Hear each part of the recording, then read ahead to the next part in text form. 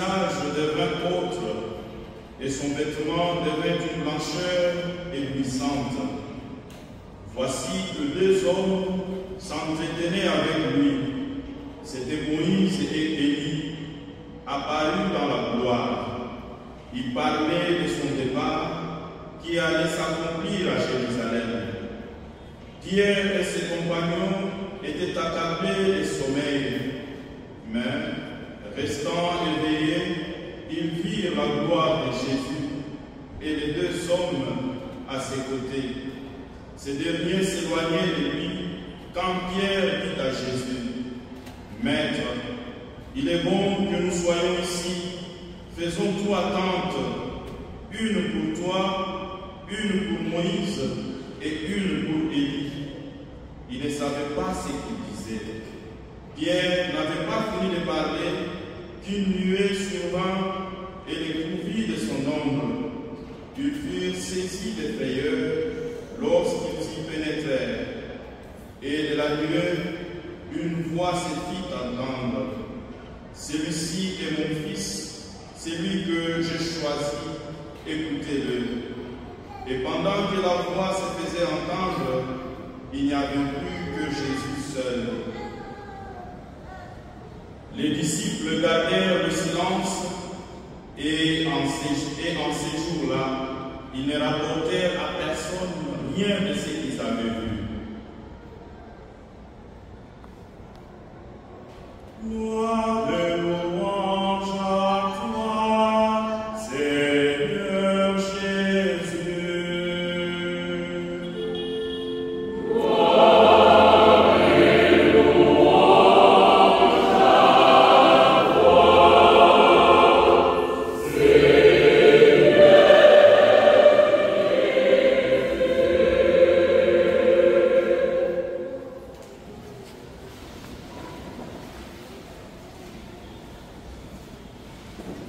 Seigneur Frères et sœurs dans le Christ, bien-aimés de Dieu, shalom. Bonsoir. Ce soir déjà, nous célébrons le deuxième dimanche du temps de carême de l'année liturgique C.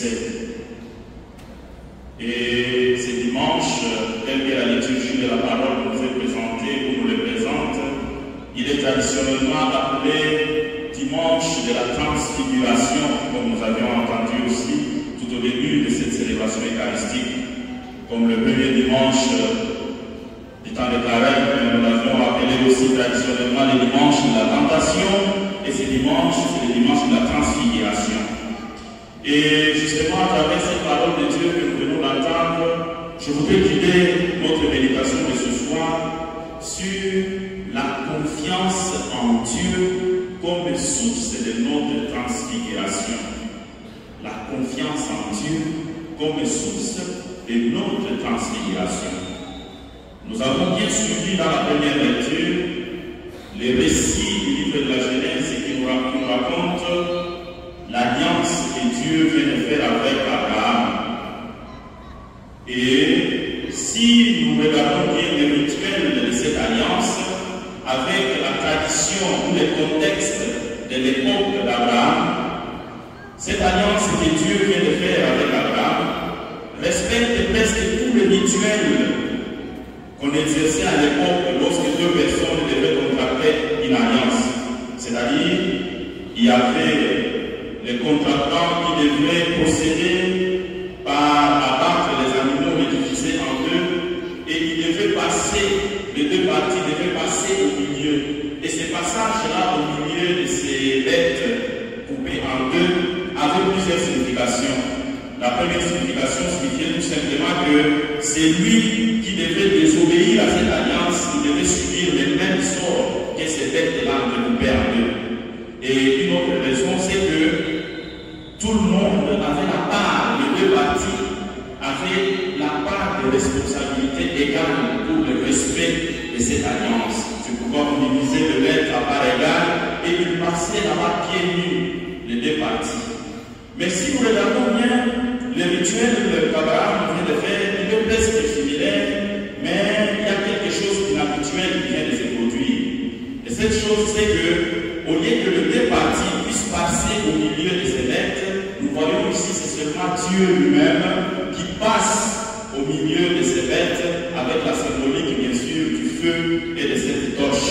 Nous savons très bien que le feu, c'est parmi les différentes théophanies du Seigneur. Souvenez-vous de Moïse, avec les buissons ardents, c'est le feu, la colonne de feu qui accompagnait le peuple de Dieu lorsqu'il quittait Égypte. Donc, c'est Dieu, par cette symbolique, qui vient de traverser pour faire cette alliance avec son serviteur Abraham. Et c'est là que nous voyons tout simplement que c'est Dieu qui fait le premier pas. Il fait le premier pas dans l'alliance. Dans tout ce que nous sommes en train de faire dans notre vie chrétienne, Dieu a toujours été celui qui prend l'avance. C'est lui qui fait le premier pas. C'est toujours Dieu. Et dans cette alliance entre Dieu et Abraham, c'est encore Dieu qui vient de faire le premier pas. Et c'est ce que nous avons vu aussi dans l'Évangile. C'est encore Dieu, le Seigneur Jésus-Christ, qui prend ses trois apôtres, Pierre, Jean et Jacques, pour les amener encore à vivre cette expérience de la transfiguration. C'est encore Dieu qui fait ce premier pas. Et même dans la deuxième lecture, cette croix pour notre salut, c'est encore le Seigneur qui a pu se premier pas jusqu'à être éprouvé sur la croix. Et donc, chers frères et sœurs, à travers cette parole du Seigneur que nous venons d'entendre, je voudrais alors pour notre méditation de ce soir, comme je le disais, pour bien intérioriser cette parole sur cette confiance qui est la source de notre transfiguration, je voudrais avec vous ici parcourir quelques aspects ou quelques éléments pour notre méditation de ce soir. Frères et sœurs dans le Christ Shalom. Le premier élément, le premier aspect, c'est la confiance d'Abraham. Si nous lisons le livre de la Genèse au chapitre 12, c'est là que l'expérience d'Abraham avec le Seigneur commence. C'est l'appel d'Abraham. Le Seigneur appelle Abraham et lui dit, quitte ton peuple et je ferai de toi une grande nation. Je te bénirai avec autant de promesses. Abraham ne connaissait pas ce Dieu. C'était un Dieu inconnu à Abraham. Mais Abraham va faire l'expérience de la confiance totale en ce Dieu-là, inconnu à lui. Et il va quitter son peuple. Et imaginez-vous qu'à l'époque, l'individu se faisait reconnaître à travers son clan. C'est dans son enracinement qu'il était identifié comme individu. Et se détacher déjà de sa famille, c'était quelque chose de très difficile pour les gens de cette époque. Et Abraham fait confiance totalement à ce Dieu inconnu. Il quitte son peuple. Et ce Dieu-là nous promet une descendance. Et aujourd'hui, l'extrait que nous venons d'écouter au chapitre 15, la première promesse n'est même pas encore accomplie. Ce Dieu inconnu-là apparaît encore chez Abraham pour lui dire, je ferai de toi encore une grande nation. Et à cette promesse, il ajoute une deuxième promesse, je te donne cette terre. Frères et sœurs dans le Christ Shalom. Abraham a encore confiance à ce Dieu-là inconnu. Et la parole de Dieu nous a dit dans la première lecture, Dieu estima qu'il était juste à cause de cette foi. Chers frères et sœurs, c'est ça l'exemple parfait pour notre vie de foi. Croire, c'est tout simplement tenir bon, faire confiance jusqu'au bout. Et là, nous avons l'exemple d'Abraham qui fait confiance jusqu'au bout à un Dieu inconnu encore à lui. Mais il fait confiance à ce Dieu-là. Il tient bon, il croit et Dieu estime qu'il était juste. Mais nous, aujourd'hui, chers frères et sœurs, nous connaissons les dieux que nous adorons. Et surtout nous, chrétiens catholiques, nous avons même la chance, avant d'être baptisés, il y a toute une catéchèse. Dans votre dossier, vous pouvez faire même 4 ans de catéchèse avant de recevoir le baptême et la première communion pour les adultes. Donc nous avons suffisamment de privilèges d'Abraham, qui n'a pas eu le temps de connaître, il n'avait pas de Bible pour lire et connaître ces dieux-là. Mais il a fait confiance. Nous avons les enseignements. Nous avons la Bible même pour lire. Nous avons les gens qui nous ont précédés dans l'expérience de foi avec ce Dieu. Et alors pourquoi ne pas faire confiance en Dieu? Frères et sœurs dans le Christ Shalom. Pourquoi manquer de confiance en Dieu? Pourquoi ne pas faire des dieux notre rempart, notre bouclier, comme l'Exode nous a dit? Pourquoi ne pas s'appuyer totalement à ces dieux-là qui soient notre lumière et ne craindre aucune autre étude qui pourrait venir de ce monde? Cet exemple, chers frères et sœurs, doit résonner ce soir dans nos vies. Nous avons un Dieu que nous connaissons. Nous faisons l'expérience d'un Dieu où il y a déjà des gens qui ont déjà fait l'expérience avec lui. Imitons donc ces modèles pour qu'à chaque souvenons des failles dans notre vie, souvenons-nous déjà que nous connaissons ces dieux-là. Comme Abraham, il a fait l'expérience avec un Dieu inconnu. Nous les connaissons maintenant. Et comme nous les connaissons, c'est un motif davantage de nous abandonner davantage à ces dieux-là. Le deuxième élément, le deuxième aspect de notre méditation de ce soir, c'est la deuxième promesse que le Seigneur vient donner à Abraham. La première promesse n'est pas encore accomplie, mais le Seigneur vient ajouter une autre promesse. Et Abraham pose une question qui peut d'une manière ou d'une autre être comparée comme si c'était un doute, mais pas du tout un doute pour refuser l'action de Dieu qui n'accomplirait pas ses promesses, mais un doute pour que je peux dire un tout petit peu légitime, pour que le Seigneur puisse clarifier cette consolidation de la foi qui est déjà en lui. Il lui dit, mais Seigneur, comment est-ce que j'aurai cette terre? Parce que le Seigneur lui dit, je te donnerai la terre que voici. Il dit, mais Seigneur, comment aurai-je cette terre? Donc, un doute pour clarifier encore, pour consolider, parce que sa foi, elle est déjà assez Dieu. Il ne doute pas de la puissance de Dieu, mais une clarification davantage pour que sa foi puisse rester inébranlable. Et le Seigneur, par cette question, lui dit, prépare le rituel, je vais faire une alliance avec toi. Chers frères et sœurs, il nous arrive aussi dans notre marche de foi d'avoir ces petits doutes-là pour dire que est-ce que le Seigneur vraiment va-t-il accomplir ce qu'il a déjà promis? Là, j'ai en train d'avancer. Est-ce que je vais encore me marier? Depuis que j'ai commencé à travailler, est-ce que la promotion que j'attends toujours me viendra? Depuis que je suis en train de patienter cette maladie, est-ce que c'est pour la mort? Elle va guérir? Depuis, il y a un certain doute qui se crée dans notre mémoire. Parce qu'on avait tellement confiance pour dire que ça va s'accomplir. Et lorsque l'âge avance, le jour avance, on commence à douter. Aujourd'hui, Abraham est notre modèle, chers frères et sœurs, et n'est jamais désespéré. Le Seigneur donne un gage pour garantir cette promesse. Il fait alliance avec Abraham. Et nous avons déjà fait cette alliance avec Dieu, souvenons-nous, depuis le jour de notre baptême. Nous avons fait alliance avec Dieu. Et nous sommes devenus ses enfants. Donc nous avons le gage comme Abraham. Le Seigneur dit, tranquille, je fais une alliance avec toi pour te confirmer que ce que je t'ai dit là, je l'accomplirai peu importe le temps. Et il fait l'alliance avec Abraham. Et nous avons déjà fait cette alliance avec Dieu. Donc le Seigneur nous dit, tranquille, c'est toute la légitime qui commence à venir à toi. L'âge avance, le temps passe, ici c'est là, tranquille. J'ai déjà fait alliance, tu as déjà fait alliance avec moi à travers mon baptême. Donc j'accomplirai peu importe le temps ce que j'ai promis à toi, frères et sœurs, shalom. Et souvenez-vous, mes frères et sœurs, Dieu a promis à Abraham une descendance comme les étoiles du ciel. Abraham est mort, il n'a pas vu ces étoiles du ciel. Mais aujourd'hui, toi et moi, nous nous appelons qui? Fils d'Abraham. La promesse de Dieu vient ici. Elle s'accomplit totalement. Pour vous dire que peu importe l'état du Seigneur, n'oublie jamais sa promesse, il l'accomplira. Aujourd'hui, vous et moi, nous déclarons étant fils d'Abraham. Voilà cette descendance. Tous les chrétiens du monde entier se disent, même les musulmans, les pères dans la foi se disent, c'est Abraham. Et Abraham est mort depuis des milliers d'années. Le Seigneur accomplit toujours sa promesse parce qu'il a donné le gage de cette promesse. Comme il a fait alliance avec Abraham, nous aussi nous avons déjà fait alliance avec notre Dieu à travers notre baptême. Donc nous n'avons plus rien à craindre. Le Seigneur, il accomplira. Ce que nous avons, tout ce qu'il nous demande, c'est de croire au Seigneur. C'est de faire confiance seulement. De nous abandonner seulement à lui. C'est tout. Il a déjà pris le premier pas. Il avance déjà dans les clauses de l'alliance. C'est lui qui va faire tout. Nous n'allons pas faire autre chose que de croire et de faire confiance. Troisième aspect pour notre méditation de ce soir. Vous avez entendu, lorsque le Seigneur a donné le gage et l'accomplissement de cette alliance, il dit à Abraham, prépare le rituel. Abraham commence à égorger les animaux pour les couper à nez. Et on nous dit, les rapaces sont venus pour faire quoi? Pour commencer à dévorer cette nourriture qu'il préparait déjà pour faire l'alliance avec le Seigneur. Chers frères et sœurs, c'est une mise à garde pour nous dire que lorsque le Seigneur veut accomplir ce qu'il a déjà promis dans notre vie ou dans nos vies, c'est là que les vicissitudes et les rencontres aussi s'élèvent pour barricader cela. C'est là que les tentations et le diable aussi, ils viennent à leur tour pour vouloir casser ces plans que Dieu veut arriver à son achèvement. Parce que le Seigneur a déjà donné maintenant à Abraham une assurance ferme pour lui. Maintenant, faisons alliance. Et c'est alors que les rapaces vont venir.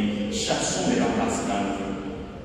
Et vous savez bien, les rapaces, ils sont nombreux, diurnes et nocturnes. Nous avons les hiboux, les vautours, les faucons, les aigles. Ce sont les rapaces. Les chouettes, ils sont nombreux. Et c'est la même chose dans notre vie de foi. Les rapaces perdent ta paresse propre spirituelle. Tu t'es déjà engagé dans le Seigneur, tu t'es déjà concentré.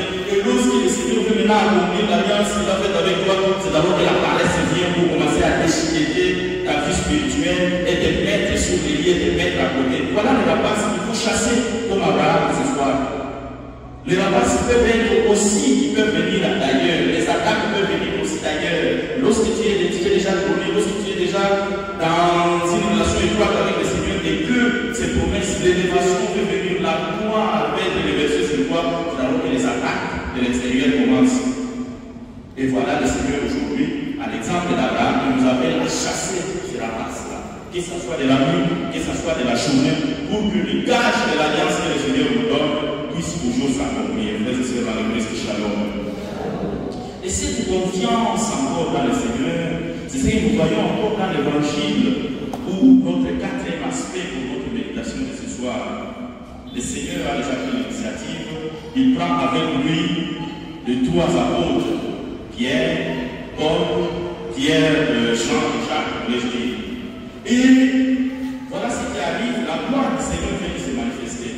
Et lorsque le temps est veillé, Pierre voit cette gloire, il se dit, Seigneur, qu'il est beau de construire des tentes et de rester ici, une tente pour toi, pour Moïse et pour Élie. Et la parole de Dieu nous dit, chers frères et sœurs, il ne savait pas ce qu'il disait. On peut voir cette action de Pierre d'un bon côté pour dire que c'est une action louable. Mais aujourd'hui, je vais vous amener de voir ça dans un autre angle.